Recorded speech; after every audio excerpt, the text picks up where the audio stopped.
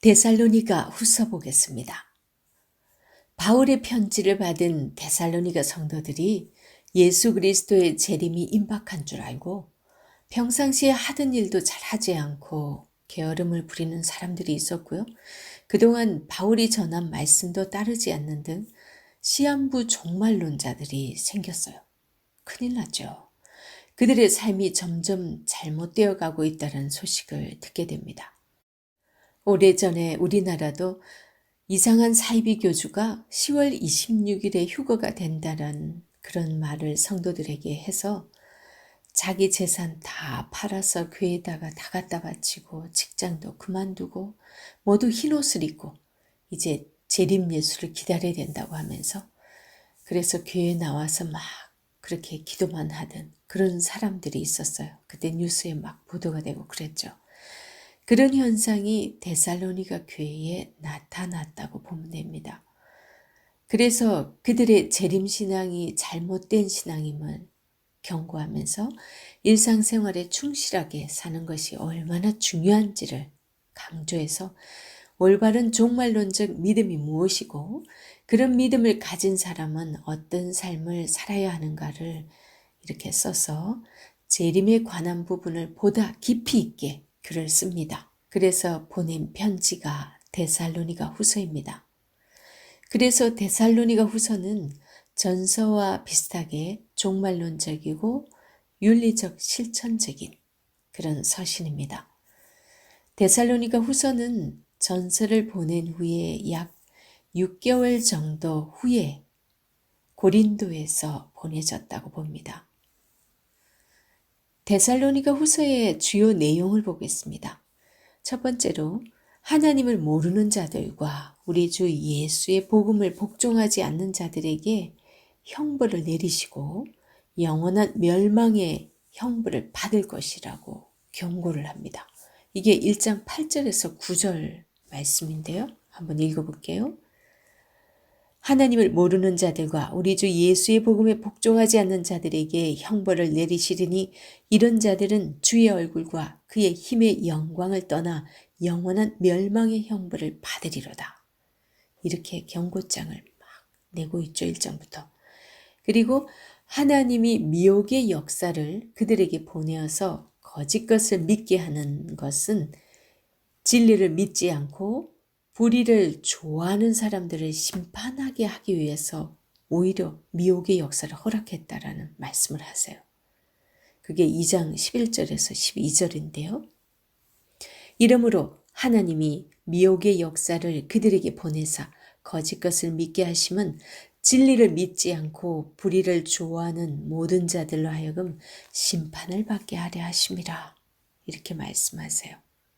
이 말씀이 이제 2장부터 시작되는 멸망하는 자들에 대한 경고의 끝에 이렇게 말씀을 하고 있습니다. 그리고 두 번째로 데살로니가 후서의 주요 내용은 예수님의 재림을 잘못 이해한 사람들에게 올바른 재림관을 가진 삶의 자세로서 그 가르침대로 하나님의 말씀을 지키며 살 것을 권면합니다. 그러면서 게으르지 않고 무질서하게 행하지 말라고 권면을 하죠. 그러면서 주의 재림 전에는 이런 일이 나타나야 된다고 전에 내가 얘기하지 않았냐 그러면서 얘기를 해요. 첫 번째, 배교하는 일이 있을 것이라고 합니다. 이게 2장 3절인데요. 누가 어떻게 하여도 너희가 미혹되지 말라. 먼저 배교하는 일이 있고 저 불법의 사람 곧 멸망의 아들이 나타나기 전에는 그 날이 이르지 아니하리니. 그 다음에 또 자기가 하나님이라고 하는 불법의 사람, 멸망의 아들이 나타나서 진리를 믿지 않는 자들을 속이고 미혹하는 일이 일어난다고 합니다. 이게 지금 3절부터 연결된데 4절, 3절 앞에 읽었으니까 그는 대적하는 자라 신이라고도 불리는 모든 것과 숭배함을 받는 것에 대항하여 그 위에 자기를 높이고 하나님의 성전에 앉아 자기를 하나님이라고 내세우느니라. 성전에 앉아서 자기를 하나님이라고 내세운다. 굉장히 위험하고 굉장히 소름 끼치죠. 그리고 5절에 보면 내가 너희와 함께 있을 때에 이 일을 너희에게 말한 것을 기억하지 못하느냐. 5절에 보면 바울이 이 말을 이미 했었다는 거죠. 바울이 2차 전도 여행 때 데살로니가 교회 사람들 앞에서 이런 일이 있을 거라고 말을 했다라는 거예요.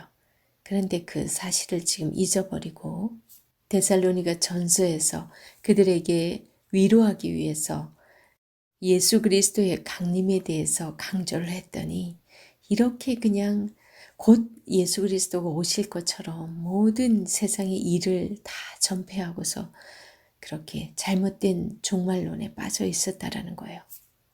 예수 그리스도가 오시기 전에 이렇게 적그리스도와 같은 그 멸망의 아들이 나타나지만 그리스도가 오셔서 이를 멸하고 불신의 무리들을 심판할 것이라고 말씀을 합니다. 8절 그때에 불법한 자가 나타나리니 주 예수께서 그 입의 기운으로 그를 죽이시고 강림하여 나타나심으로 패하시리라. 그리고 이 데살로니가 후서의 주요 내용 중에 세 번째는요. 바울의 권면입니다. 바울이 이제 2장 12절부터 3장 16절 사이에서 권면을 하는데 성도들의 일상생활에 대한 교훈을 얘기해 주고 있죠. 어떻게 살아야 될지. 특히 2장 11절에서 12절 여기서는요. 마지막 때에 거짓 것을 보내어 거짓 것을 믿게 한대요. 그런데 그렇게 하는 것은 진리를 믿지 않고 불의를 좋아하는 그 사람들이 심판받게 하기 위해서 그렇게 하신다고 말씀을 하세요. 데살로니가 후서에서의 바울의 권면을 살펴보겠습니다. 바울에게서 가르침을 받은 전통을 지키라고 말합니다. 2장 12절에서 15절인데요. 진리를 믿지 않고 불의를 좋아하는 모든 자들로 하여금 심판을 받게 하려 하심이라. 그러면서 주께서 사랑하시는 형제들아 우리가 항상 너희에 관하여 마땅히 하나님께 감사할 것은 하나님이 처음부터 너희를 택하사 성령의 거룩하게 하심과 진리를 믿음으로 구원을 받게 하심이니 이를 위하여 우리의 복음으로 너희를 부르사 우리 주 예수 그리스도의 영광을 얻게 하려 하심이니라. 그러므로 형제들아 굳건하게 서서 말로나 우리의 편지로 가르침을 받은 전통을 지키라. 그리고 우리를 위해 기도하라 라는 권면을 하는데요. 3장 1절에 보면 끝으로 형제들아 너희는 우리를 위하여 기도하기를 주의 말씀이 너희 가운데서와 같이 퍼져나가 영광스럽게 되고 또한 우리를 부당하고 악한 사람들에게서 건지시옵소서 하라. 믿음은 모든 사람의 것이 아니니라. 주는 미쁘사 너희를 굳건하게 하시고 악한 자에게서 지키시리라. 너희에 대하여는 우리가 명한 것을 너희가 행하고 또 행할 줄을 우리가 주 안에서 확신하노니 주께서 너희 마음을 인도하여 하나님의 사랑과 그리스도의 인내에 들어가게 하시기를 원하노라. 바울의 권면 첫 번째는 바울의 가르침의 전통을 지키라는 거고 그 다음에 바울 일행을 위해서 기도해 달라는 그런 권면입니다. 그 다음 세 번째는 잘못된 종말론에 휩싸여서 일도 안 하고 노는 것을 경계하라고 하면서 게으르게 행하고 우리에게서 받은 전통대로 행하지 아니하는 모든 형제에게서 떠나라.